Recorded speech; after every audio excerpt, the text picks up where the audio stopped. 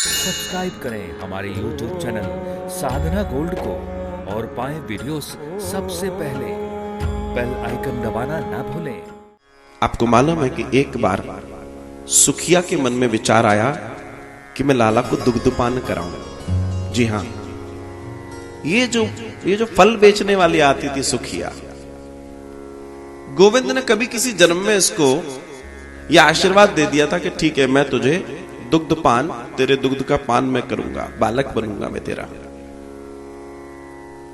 और इस स्थिति में वो समय आया कि एक दिन की बात है, जब वो अनाज के कुछ दाने लेकर आए हैं, उसकी टोकरी में डाले, तो वो बैठी बैठी गोविंद को देखती रही, मुस्कुरा के देखती रही, आनंद से देखती रही। उसके हृदय में ममता के बीज फूट पड़े और उस दुग्ध की सुगंध मेरे गोविंद को मिल गई। तो मेरे कृष्ण ने क्या किया? कृष्ण ने उसी समय ऐसी अपनी माया फैलाई, ऐसी माया फैलाई कि उस माया के उस दर्शन में सिर्फ कृष्ण थे और वो सुखिया थी, कोई और नहीं था। और तब भगवान श्री कृष्ण की उस लीला को वहां कोई नहीं देख पा रहा था, सब माया से ओतप्रोत हो चुके थे। और तब भगवान श्री कृष्ण उस सुखिया की गोद में बैठते हैं और दर्शन आता है कि सुखिया ने भी भगवान को सुंदर दुग्धपान कराया था, सुंदर।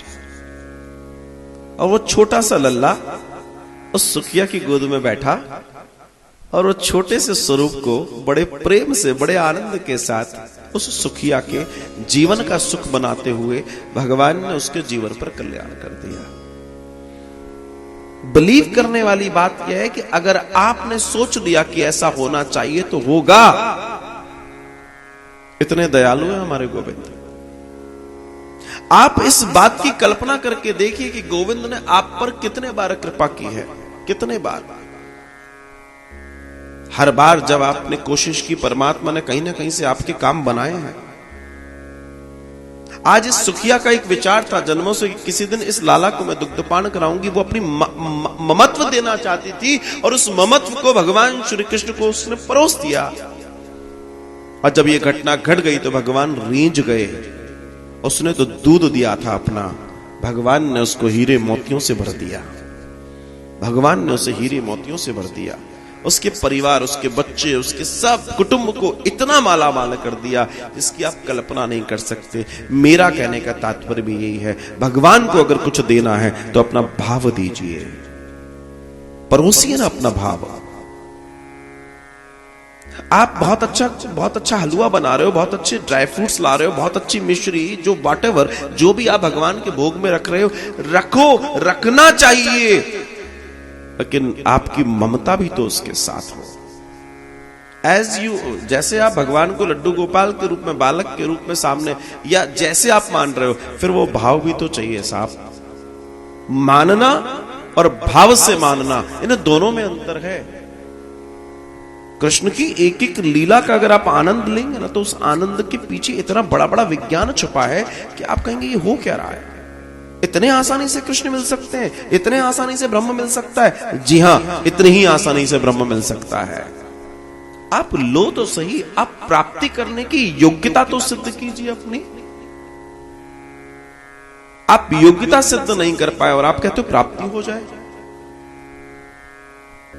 मेरा एक ही आप सबसे निवेदन है कि अपने कृष्ण को पहचानो, अपने राम को पहचानो, अपनी पूजा को पहचानो, अपनी पद्धतियों को पहचानो।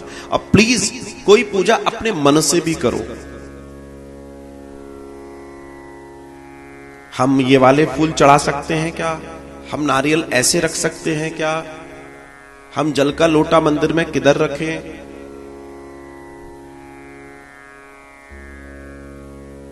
ये कर्मकांड के अपने विषय हो सकते हैं, मैं इनके लिए मना नहीं कर रहा, आप ये सब कर लो, लेकिन आपका भाव आप किधर रख रहे हो, कृपा करके इसको भी थोड़ा सा चिंतन कर लेना।